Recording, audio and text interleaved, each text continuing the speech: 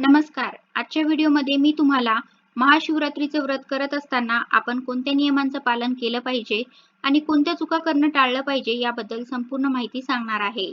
कारण असं म्हणलं जातं की पूजेच्या नियमांचं पालन केलं तर महाशिवरात्रीचं पूर्ण फळ तुम्हाला लवकर मिळते आणि भगवान शिवाची कृपा तुमच्यावरती कायम राहते. हे व्रत करत असताना आपल्या हातून कळत नकळत काहीतरी चुका घडत असतात आणि त्यामुळे आपल्याला या व्रताचं पूर्ण फळ मिळत नाही. पण जर का तुम्ही या 10 नियमांचं पालन केलं तर तुम्हाला हे महाशिवरात्री व्रताचं पूर्ण फळ नक्कीच मिळेल. तर ते कोणते नियम आहेत हे संपूर्ण मी तुम्हाला या व्हिडिओमध्ये सांगणार आहे. त्यासाठी हा व्हिडिओ शेवटपर्यंत पहा. दरवर्षीप्रमाणे यंदाही महाशिवरात्री माघ कृष्ण चतुर्थीच्या दिवशी म्हणजे शुक्रवार दिनांक 8 मार्च रोजी साजरी केली जाणार आहे. महाशिवरात्रीचं व्रत हे अत्यंत प्रभावी आणि अतिशय लाभदायक व गुणकारी आहे. महादेवांना भोळा शंकर म्हटलं जातं.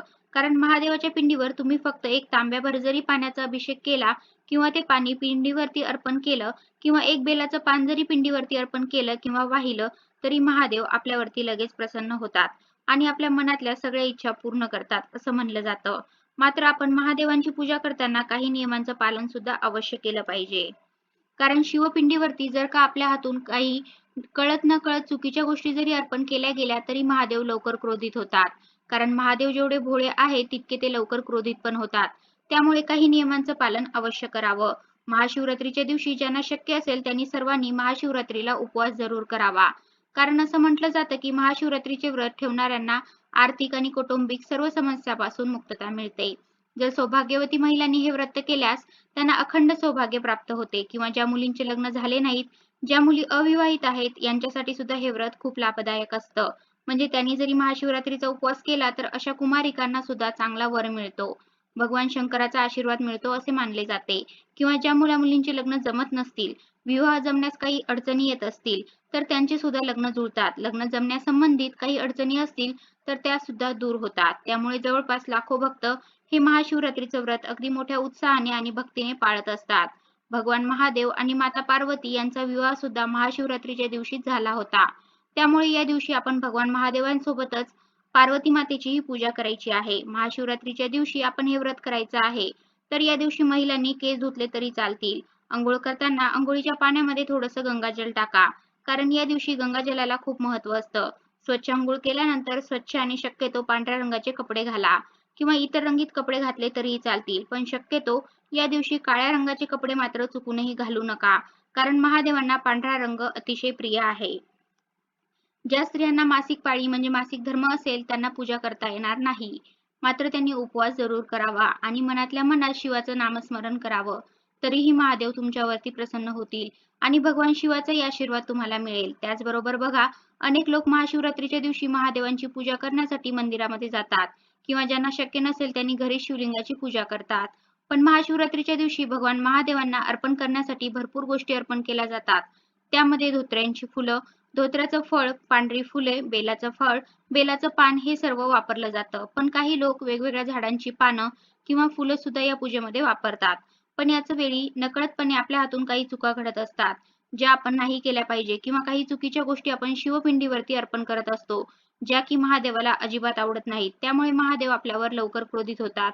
त्यांना खूप जास्त राग येतो. कारण महादेव जेवढे भोळे आहेत तितके ते लवकर क्रोधित पण होतात.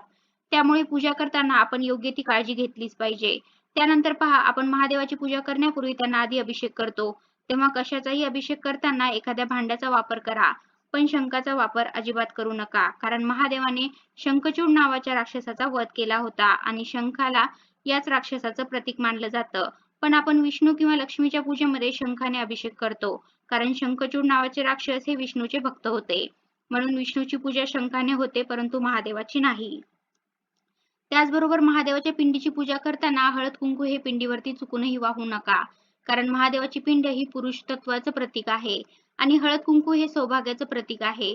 भगवान शंकर आजन्म वैरागी होते. त्यामुळे शृंगाराशी संबंधित कोणतीही वस्तू त्यांना अर्पण केली जात नाही.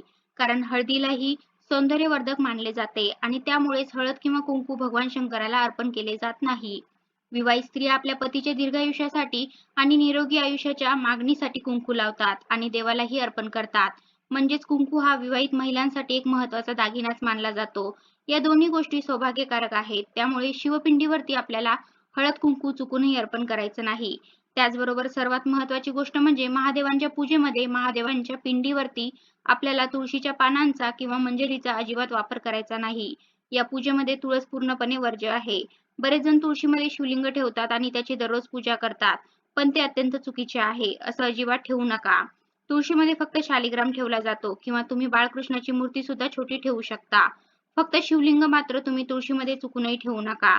ते अत्यंत चुकीचं आहे. त्याचबरोबर आपल्याला महादेवाच्या पूजेमध्ये चाफ्याची, केवड्याची, केतकीची फुलं त्याचबरोबर तुळशीची पानं अजिबात वापरायची नाही.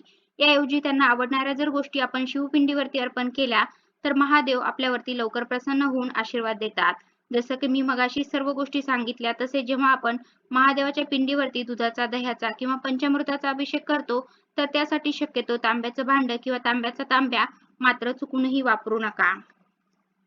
फक्त दूध, दही, पंचामृत याचा अभिषेक करण्यासाठी तुम्ही स्टील, पितळ, चांदी, इतर धातूंच्या भांड्याचा वापर करू शकता. कारण आपण जेव्हा दूध किंवा दुधापासून बनवलेले पदार्थ जेव्हा आपण तांब्याच्या भांड्यात ठेवतो, तर ते पदार्थ विषासमान असतात. त्यांचं विष बनत असतं असं म्हणतात. त्यामुळे आपण महादेवाच्या पिंडीवरती ते वाहणं योग्य नाही. त्यामुळे तांब्याच्या भांड्याचा वापर शक्यतो तुम्ही महादेवाच्या पूजेमध्ये टाळला तर चांगलं होईल. तसेच पुढचा नियम म्हणजे ज्या व्यक्तीने महाशिवरात्रीचं व्रत केलं असेल त्यांनी ब्रह्मचर्य पाळावं आणि शक्यतो त्या दिवसासुद्धा झोपू नये. या व्रताच्या संपूर्ण दिवसात शक्यतो झोपणे टाळावे. त्याऐवजी तुम्ही त्या दिवशी जास्तीत जास्त महादेवाचं नामस्मरण करा. उलट महाशिवरात्रीच्या उपवासात रात्री जागर करावा असं सांगितलं आहे. याने व्रताचं अधिक पुण्यफळ मिळेल. कारण शिवपुराणात महाशिवरात्रीच्या रात्री जागराचं महत्त्व सांगितलं आहे. तसेच महाशिवरात्रीच्या दिवशी आपल्या घरातील वातावरण प्रसन्न ठेवावं. घरामध्ये स्वच्छता ठेवावी, कोणाशी वादविवाद करू नये, एकमेकांना शिव्याशाप देऊ नका किंवा आपल्यामुळे कोणाचं मन दुखावलं जाईल अशा गोष्टी अजिबात करू नका. म्हणजे थोडक्यात काय तर या दिवशी आपलं आचरण सुद्धा चांगलं असावं. यानं आपल्याला व्रताचा अधिक पुण्यफळ मिळतं. ज्या महिला गर्भवती आहेत त्यांनी उपवास केला तरी चालेल का असं बरेच जण विचारतात. उपवास केला तरी चालतो, पण तब्येतीची संपूर्ण काळजी घेऊन खाऊन पिऊन उपवास करावा. अशा स्त्रियांनी या दिवशी अजिबात उपाशी राहू नये. तुम्ही फळे किंवा उपवासाचे पदार्थ किंवा उपवासाचे इतर कोणतेही पदार्थ खाऊ शकता. त्याचबरोबर जेव्हा आपण महादेवाच्या पूजेमध्ये तांदळाचा वापर करतो, म्हणजे अक्षतांचा वापर करतो, तर त्या अक्षता म्हणजे अख्खे तांदूळ अर्पित केले पाहिजे. तुटलेले तांदूळ अपूर्ण किंवा अशुद्ध असतात. म्हणून असे तांदूळ महादेवाला अर्पित करू नका आणि अक्षता शक्यतो पांढऱ्या असाव्यात. त्याचबरोबर शिवपिंडीवरती आपण जेव्हा बेलाची पाने अर्पण करतो, तेव्हा ती शक्यतो विषम संख्येमध्ये अर्पण करावी. 1, 3, 5, 7, 11, 51, 108 अशा पद्धतीने आपण अर्पण करावं आणि ते पान शक्यतो 3 दलाचं असावं याची काळजी घ्यावी. तर आता आपण पूजेमध्ये कोणत्या गोष्टी वापरल्या पाहिजेत आणि ते कशा पद्धतीने असावं याबद्दल माहिती सांगितली. पण लक्षात ठेवा जर महाशिवरात्रीच्या दिवशी पूजेसाठी एखादी वस्तू तुम्हाला मिळाली नाही तर अजिबात नाराज होऊ नका. कारण देव हा फक्त भक्तीचा भुकेला असतो. शुद्ध भाव आणि भक्ती ही खूप महत्त्वाची आहे. त्यामुळे तुमच्याकडे जे साहित्य उपलब्ध असेल ते साहित्य अर्पण करून तुम्ही अगदी मनापासून पूजा केली तर महादेव तरी तुमच्यावरती प्रसन्न होतील. तर अशा प्रकारे तुम्ही सुद्धा सर्वांनी यंदा महाशिवरात्रीला या नियमांचं पालन करा. तुम्हाला त्याचं संपूर्ण फळ नक्की मिळेल. धन्यवाद.